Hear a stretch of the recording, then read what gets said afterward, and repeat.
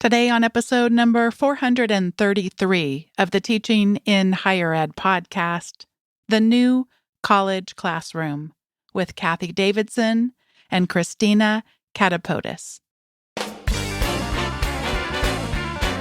Welcome to this episode of Teaching in Higher Ed. I'm Bonnie Stahoviak, and this is the space where we explore the art and science of being more effective at facilitating learning. We also share ways to improve our productivity approaches so we can have more peace in our lives and be even more present for our students.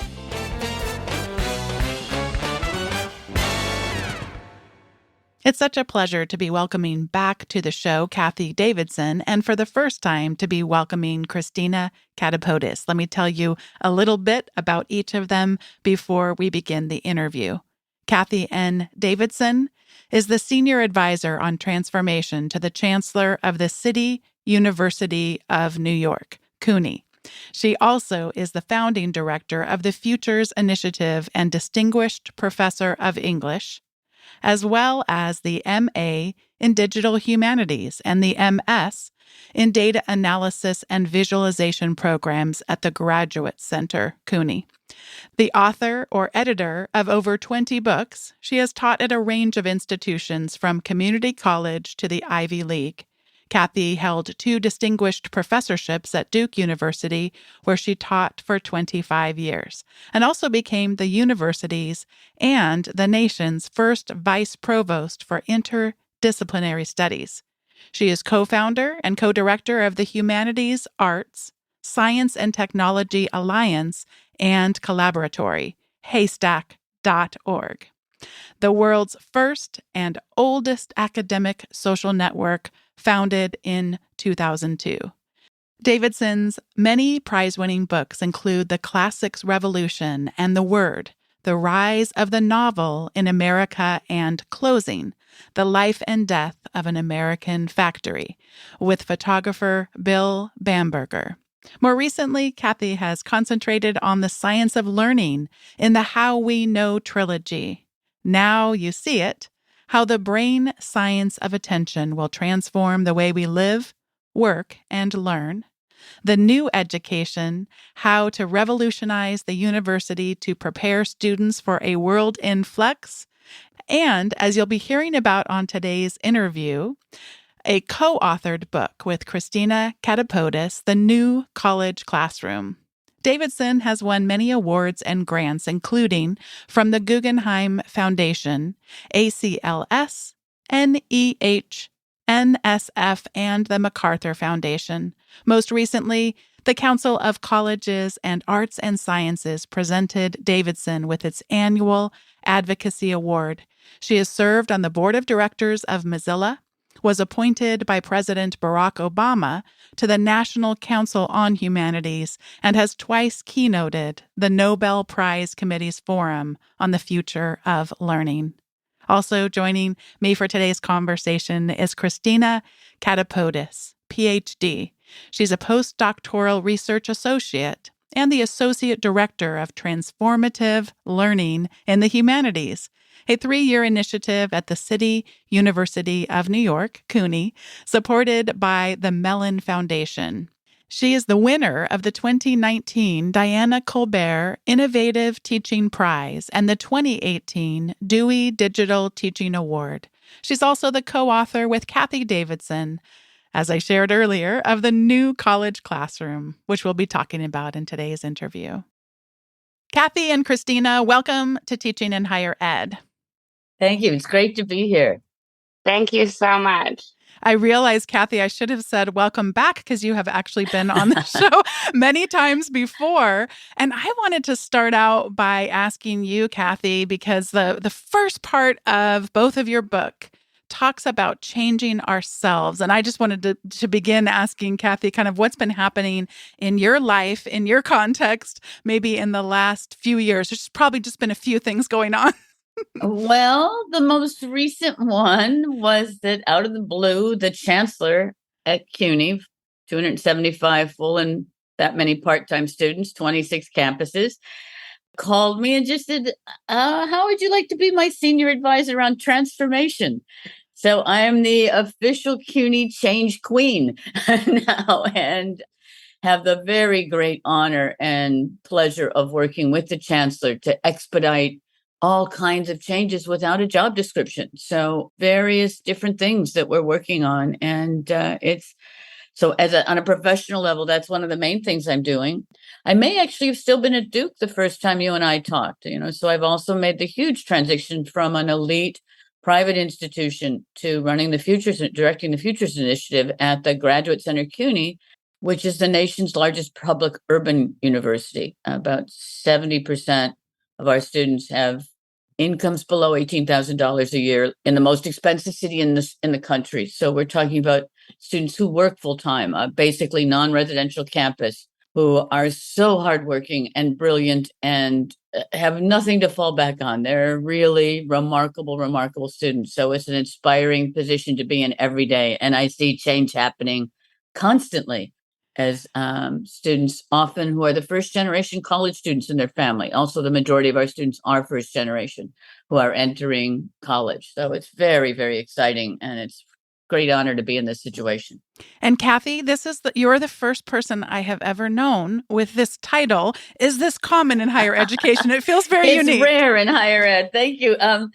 Actually, we have the chancellor created a whole office of transformation. It's more common in business. And often in business, the role is to expedite, to see a major complicated challenge with lots of different stakeholders and to be purposely outside of that. So you can go in and try to get everybody to come together to make something happen far faster than it normally could or should if one of the stakeholders was in charge. So we're almost like the change-making equivalent of ombudsman, where it's somebody outside of a situation who helps to bring improvement so that and bring people to consensus so that something can happen more quickly than normal. Oh. And there is such a position with some frequency in the C-suite of businesses, pretty rare in higher education. So I'm very excited about that.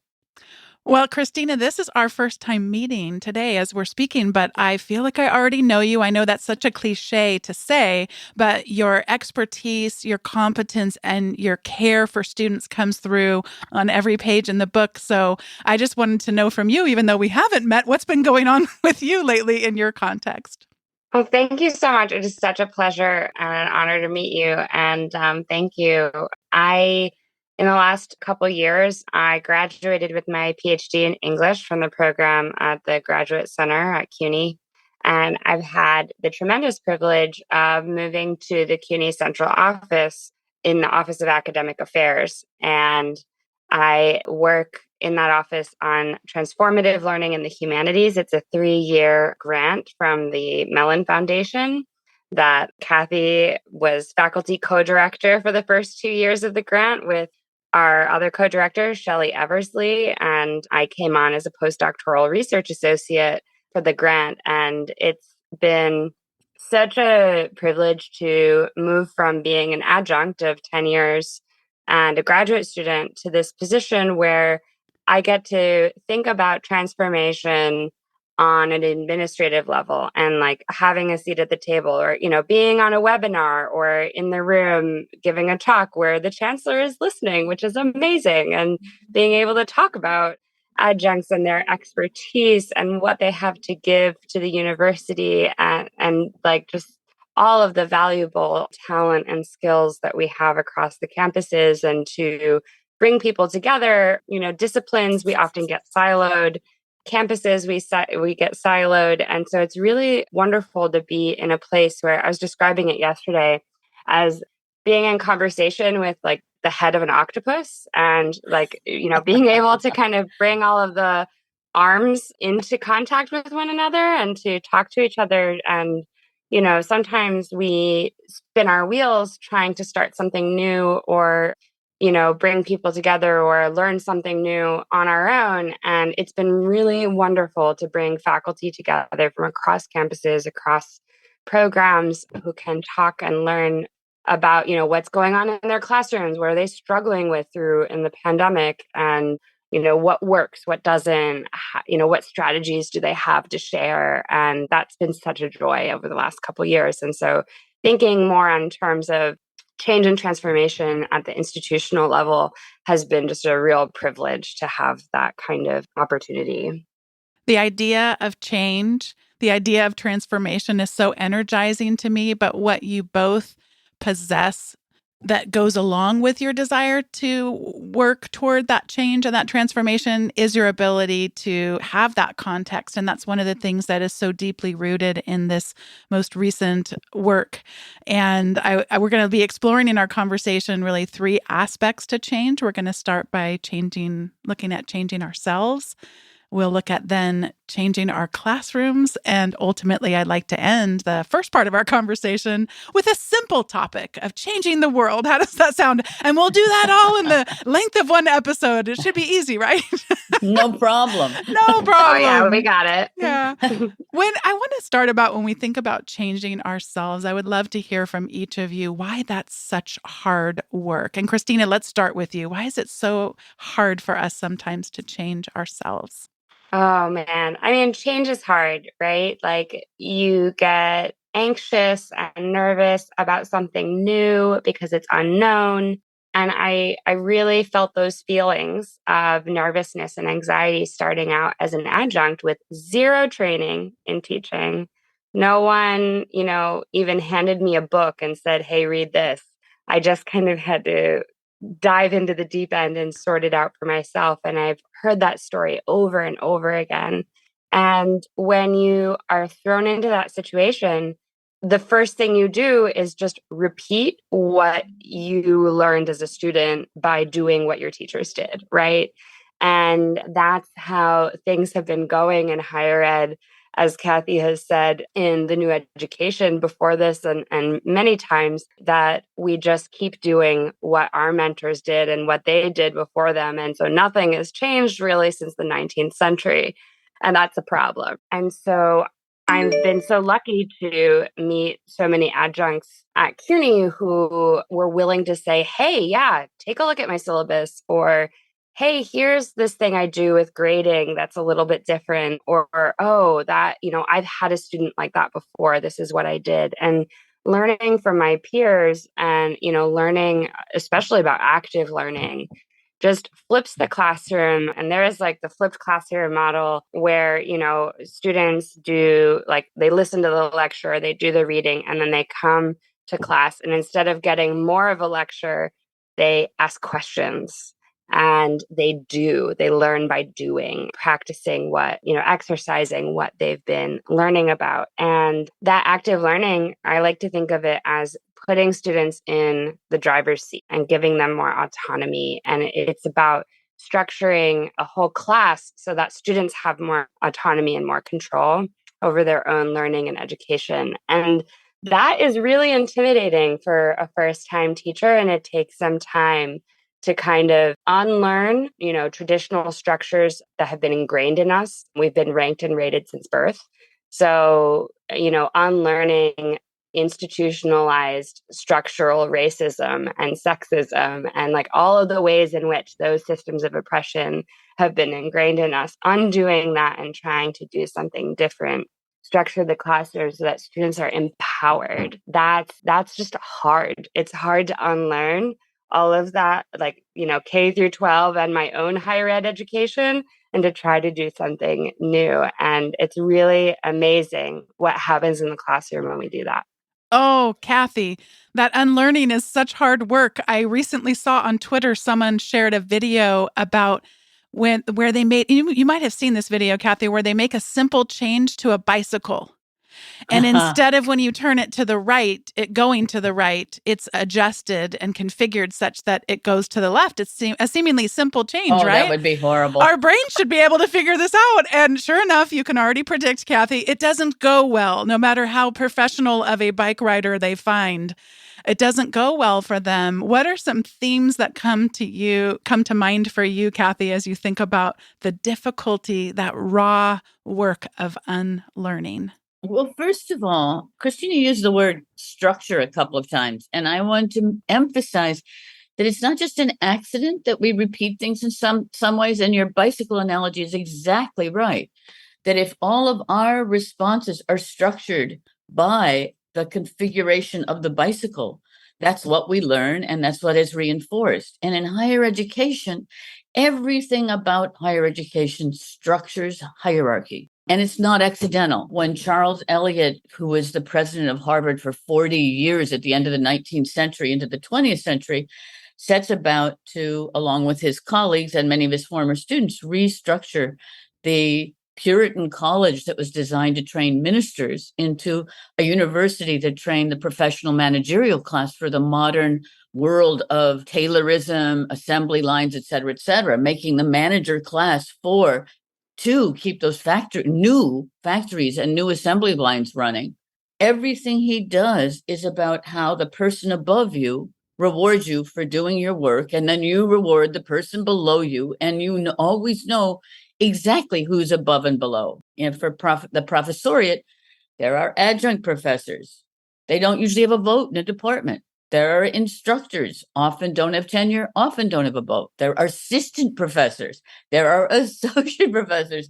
There are professors, full professors, but that's not even good enough. There are distinguished full professors. And some universities even have ranks behind that. So everything you do is communicating to you, you either have made it or you haven't made it, and you have to make it in a certain way. And the person who has already made it by knowing how to turn the bicycle right when you want to go right is the person that's telling you whether you should make it to the next level or not. And we pass that on to our students too. It's so familiar to think we're doing discussion, but really, in a class of 30, statistically, 3 students are going to raise their hands every class. And those 3 students sociologists of education have done this work, are most likely to share the same features as their professor, the same often gender, same class, same educational background to their parents, income background to the parents. It's a little scary. So you have a constantly self-replicating system that was designed for the assembly line. What is an assembly line? It's a self-replicating system. So, that isn't just a metaphor, in other words, it's a whole system. So when we are learning how to ride a bike that turns left when we think it's going to turn right, we're having to not just change our own reflexes, but I think we have to really think about bicycle design. Are we changing the bicycle to turn left when we think it's going to turn right just because we want to mess with people? Mm-hmm. Or are we doing it because turning that bicycle in a different way might save your life? I guarantee people will be more capable at turning the bike the right way if they know that turning it the old way means they're going to crash and they're going to be scraped and scarred and all kinds of horrible things are going to happen. That doesn't mean you have to have negative advances. You can also have positive ones. For example, if you're told if you learn to change the bike in this way that is different from what you've been turned before, you're going to speed right to the finish line. You're going to use less muscles. It's going to be great. Then you have positive conditioning and positive reinforcement of how to change in a situation that's strange structure. We need to do that for higher education. Why, for example, do you get tenure based on refereed papers? We know a typical faculty member spends 66% of their time either not just in the classroom, but somehow involved in teaching. Grades, writing exams, syllabi, teaching, meeting with students, things. And that's almost invisible for most institutions when it comes to tenure. So there are real structural things that we can do on a higher level. And as professors, we can do that for our students too, by making sure every student is the objective, not the 3 students who shoot up their hands. Cathy, you quote Bell Hook's book, Teaching Community, A Pedagogy of Hope, about what caring educators do for us. Would you paraphrase for us? Caring educators make us unafraid. In Bell Hook's world, the most important thing we can do for students is empower students to be confident, to go ways that are not the well-trodden ways. And for her, that means also going on a path that helps other people as well, that creates community, that I just talked about hierarchy, that's the opposite of hierarchy, or in fact, that has a different kind of meritocracy, one that's based on contribution and worth, not on sort of rules that are written in advance. So she is constantly in all of her work, not only teaching us to transgress, the title of her most famous book is Teaching to Transgress, but also teaching us how trying to provide situations where every student feels their full potential and understands what that full potential is and how they can use it in the world and use that in the world for their own betterment, but equally and at the same time the betterment of a community. We could spend weeks and weeks talking about just the section on changing our classrooms. But since we don't have weeks and weeks, I'm going to invite us to focus a little bit on grading and feedback. And Christina, I'd love to have you share a bit about what are some of the challenges regarding grading and feedback, and then we can explore a little bit about how we might change our classrooms when it comes to them. Yeah, it's again one of those things that you inherit a particular grading system, one that has been around, as Cathy has pointed out, since Charles Eliot in the 19th century. And I think that one of the challenges is students, talking about changing ourselves, we are also in a position to mentor students through change. And so when it comes to grades, anxiety just skyrockets, right? One of our colleagues who was part of Susan Bloom's ungrading book that she edited asked his students at the beginning of the semester, like, what comes to mind? Like, what's your reaction when I say this will be graded? And one of my favorite student responses was, hell no. Or another student said, my grade is going to cry. And all of their responses were like stress, anxiety, like, oh no. And I think that when it comes to changing a grading system and using alternative forms of assessment and feedback, we kind of have to mentor students through that so that we can build trust, right? Like, I am here to help you learn. Learning is the goal. And to take on that kind of growth mindset, like very Carol Dweck, that growth mindset of like, you are here to learn and grow. How can I help you achieve that? And then we can show them, not just tell, but show them by giving constructive, formative feedback, right? Using language along the way in our feedback that encourages growth, not saying you are good or not good at this, but hey, you worked really hard at this and that effort shows in this product, how things turned out. You worked really hard at this, or it takes this amount of time to do well on this assignment, and to poll students and ask them, how long did it take you to complete this assignment? Cathy knows that I'm referring to Sarah Schendel. I don't know, Cathy, if you want to jump in and talk a little bit more.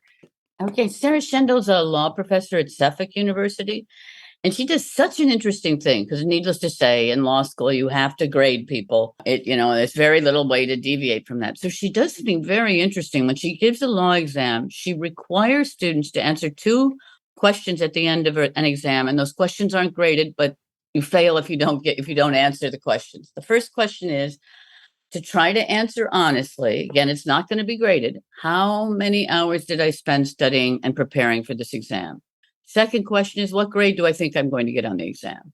She then grades the exams, hands them back, and she has students turn to what they wrote in advance. They see their own writing there and think to themselves, wow, I thought I could get away with studying for 75 minutes, and I thought I was going to get an A plus, and I got a C. And then she has a really interesting conversation about, what does that mean? Does it mean you have to study longer, different, better?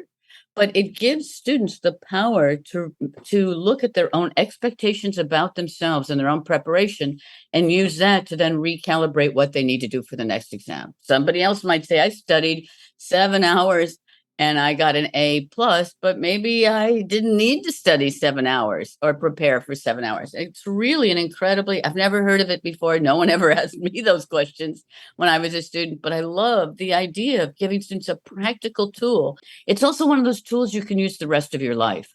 Like, at this job, am I going to do the job correctly if I do it in 15 minutes or not? I mean, it's like a little mental practice that you can do to figure out, why am I not exceeding? Why am I not excelling?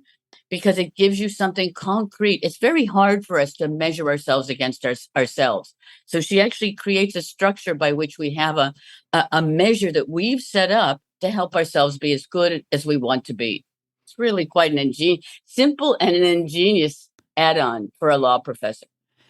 And I think what Cathy is pointing to as well, that goes hand in hand with grades, ungrading, or what's also called alternative assessment, and changing our classrooms is thinking about the classroom as a continuum, right? Like we have come in being ranked and rated since birth, and we are used to the A, B, C, D, F system. And so how do we kind of transform our classrooms to move beyond that? And then how can we carry that transformation forward and think about this as lifelong learning, or thinking about preparing students for world readiness, or even just on a smaller scale, how is this class going to prepare you for the next class you take after this one? Or like, how is this test going to prepare you for the next test once you learn how you did, how long it took to study? So one thing I do with my students is I have them in static groups throughout the semester. So they're always working in the same group when they do group work, and they get used to collaborating with one another. And then at the end of the semester, I ask them to do a self-assessment. How do you think you did in this class? Like, were you a good listener? How hard did you try to listen? Were you an active participant? Did you, okay, if you don't feel like you were a most active listener or a most active participant, like, did you contribute to the class notes? Like, what did you contribute that you're proud of? And what could you have contributed more? What could you keep working on, listening or participation or contributing going forward? Like, how would you like to build on the skills that you tried in this class going forward in your next classes in the next semester?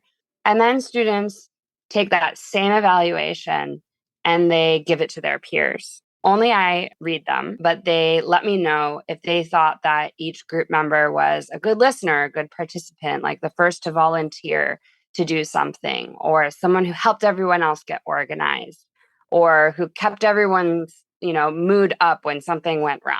And with their permission, anonymously at the end of the semester, I sent students, it was optional. You could leave feedback, like a sentence or two about your peer and what your review is of their contribution.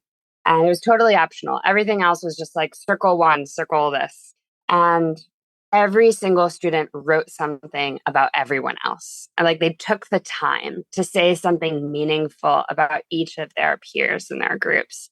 And they said such beautiful things about their peers that, with their permission, anonymously, I shared the positive feedback, the constructive feedback with each student. And I got such beautiful emails back, like in the middle of finals, just to feel this vote of confidence from one of your peers.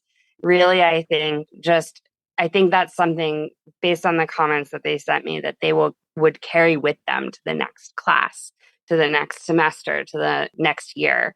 And I think that's a way of thinking about the whole student and changing our classrooms in terms of how we grade participation. And because we are only one person who can only notice so much, and peers are so generous with each other, often so much more generous than they are in self-evaluations. They're so critical of themselves that peer evaluation really fills that out and gives them formative feedback that they can take with them for the rest of their lives.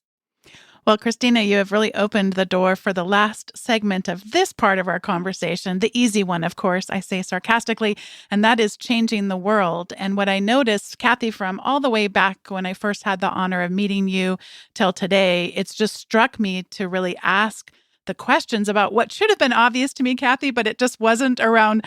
We go from when we talk about grading and feedback and how we're structuring our classes to one where there's always somebody being compared to their peers. You're better than them. You're worse than them. Only so many A's, all this stuff. And of course, that when you think about what it's going to take to transform the world, it isn't going to be us competing and fighting against one another, but coming together in unity to accomplish the really important work to be done. So I'd like to ask each of you the tough question, which is, how do you want to see education change the world? And how about we start with Christina and then close with Cathy on this one? So Christina, what is one way? It doesn't have to be the way, but what is one way you would love to see education change the world? How would I love to see education change the world? I would love for students to feel empowered to solve some of the world's toughest problems. I would love to see students feel empowered to solve things like,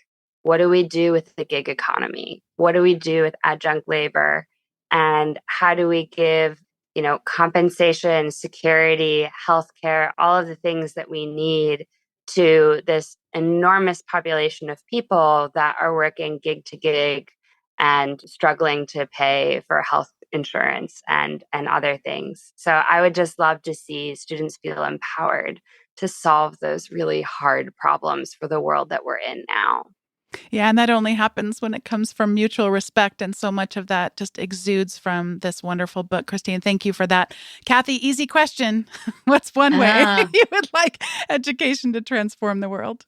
Well, one way I would like very much, and this came up yesterday in a conversation we were having about mental health, because we hear over and over again that students post-pandemic, not that the pandemic is over, and that's part of the issue, are struggling with mental health issues. And not flippantly, because I never, ever take mental health flippantly, but not flippantly, I have to say that on one level, having mental health problems now is because you're paying attention. I mean, we are living in a world with really dire problems. And I think the pandemic made everybody stop and be able to see those problems in a much clearer way. And I think if higher education, if I could reinvent higher education to reinvent the world, it would be giving students a voice in changing the world and in learning to work together for that change. Clearly, things like climate change, I mean, with the floods in Pakistan, the coastline now gone in Indonesia. My sister lives in Livermore, California, where it was 113 degrees this week. I mean, students are looking at their future, their near future, and wondering, what in the world are we going to do in this world? And clearly, it has to be done communally. One society trying to have everything and every advantage and every luxury is not going to save the world from climate change. So thinking through how we can work collectively and collaboratively to make difference, which may start on tiny levels, might be, I had dinner once, this is a long time ago, 2 books ago, with a superintendent of California schools who said the one thing they found could change everything about a school in the most impoverished area of California could be changed with having a communal garden. That when young kids, middle school kids, high school kids were taking care of a garden and bringing home, and sometimes animals too, and bringing eggs home or food home, it changed everything about how children knew to work together, and changed everything about futurism.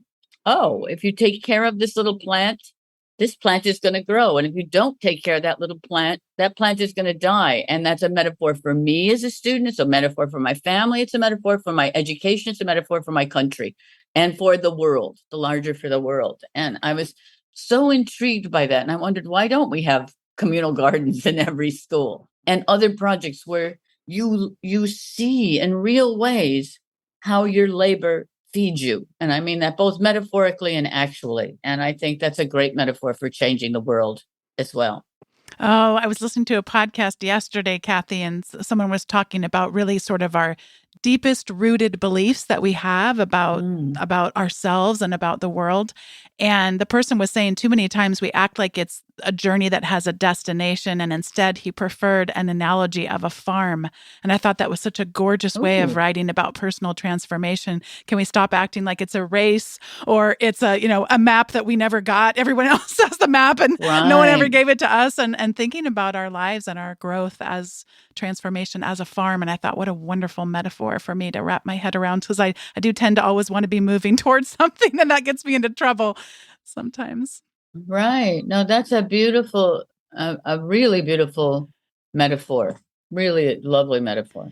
Yeah, well, this is the time in the show where we each get to share our recommendations, and mine is probably not going to be a surprise to listeners of this podcast episode so far, and that is that I would like to recommend Christina and Cathy your book, The New College Classroom. Lovely. I do feel a little bit spoiled in my life that I've had this podcast now for all these years, and so publishers will often send me books, and it just feels like Christmas or Hanukkah or something, like all over the place. It feels wonderfully generous to be able to receive receive these. And yours was such a gift, even over and above that. Every page, like Delighted. I said. I even saw some people that I was familiar with that I've had on the show on some of the pages. So that was fun to be like, oh my gosh, I've been able to talk to that person before. And then, of course, so many people were entirely new to me.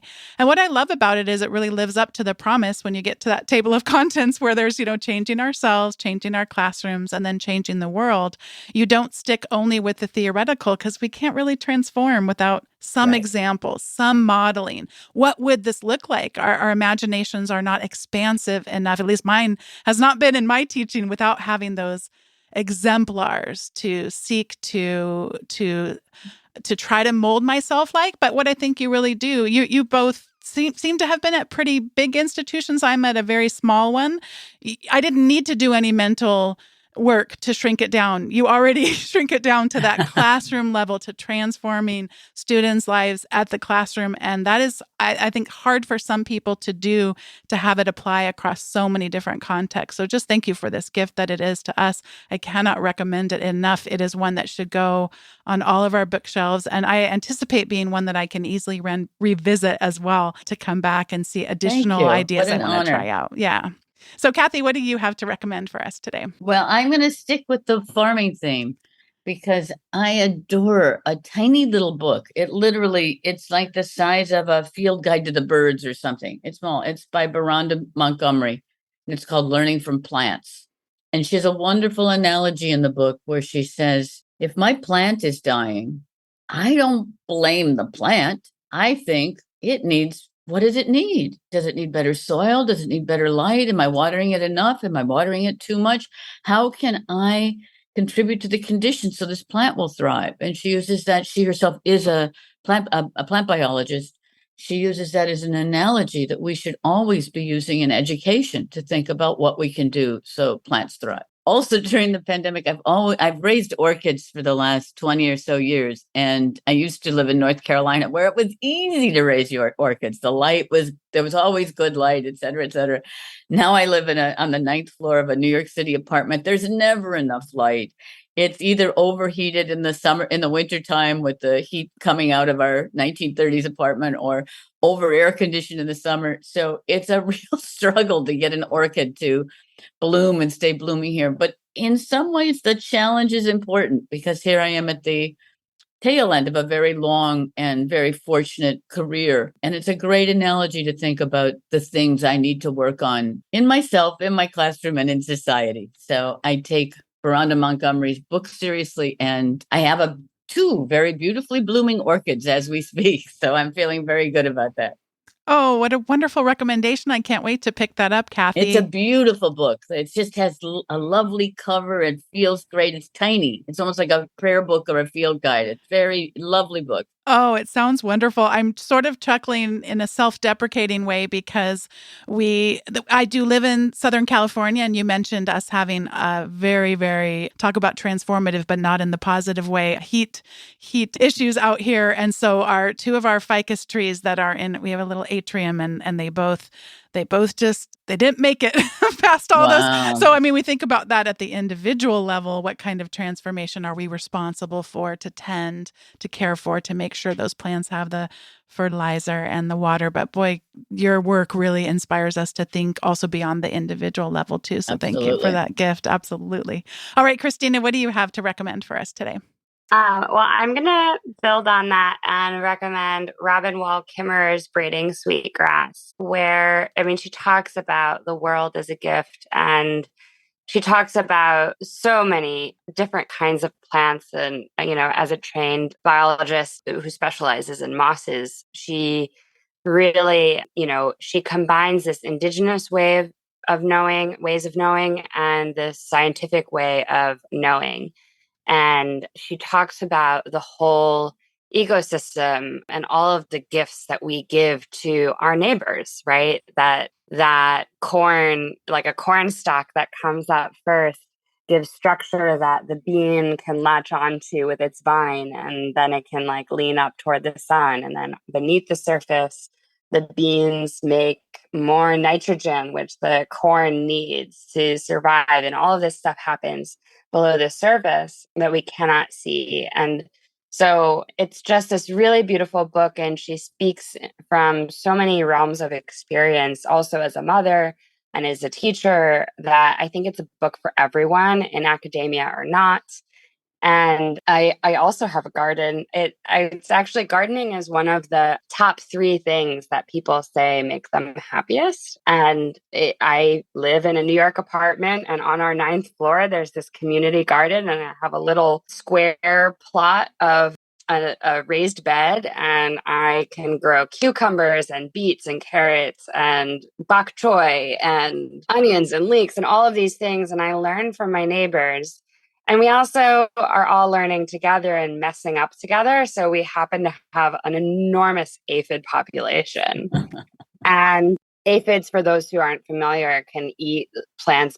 They particularly like leafy greens like kale and bok choy and stuff like that, or broccoli, and they get stuck in there. And very Miranda Montgomery or Robin Wall Kimmerer, you could say like, hey, stop this aphid infestation, please. Or you could look to a communal solution. And I actually learned about this from an Audre Lorde poem about aphids, but funny enough, but ladybugs eat aphids.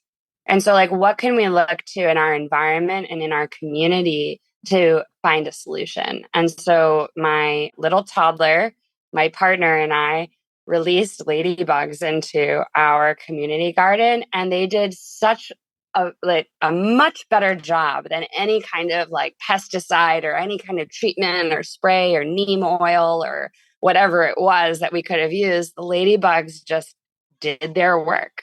And I mean, we weren't completely free of aphids, but it was under control. And I've learned that from both Miranda Montgomery, I love that book, and also from Robin Wall Kimmerer, to just kind of think, what can I use in my community?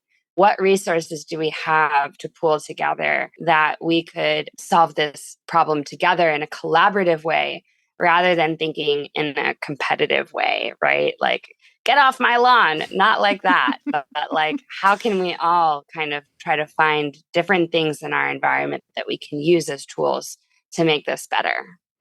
Oh, what a nice way to end us, Christina. That get off our lawn made me chuckle, because I think one of the ways to cure myself of when I'm feeling that way is to be around people like the two of you, because I mean, I get like that, right? We all have the days that really bring us down, but then when we can lift our eyes up a bit and be inspired and get connected with that real hope, what a beautiful thing. I'm going to look up that Audre Lorde poem. It sounds really good too. And ladybugs are cool. They're really cool.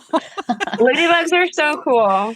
Yeah. Bonnie, if I can say one other thing that lifts me up, is your program. I mean, it's such a generous thing that you do, and it's such a delight and an honor to be a recurring visit on your program. And just thank you so much for doing this. It is an absolute joy, and I'm so glad to be connected with you all these years and continue to have all these opportunities to learn from you. And Christina, so glad to get to know you, and I hope this is just the beginning.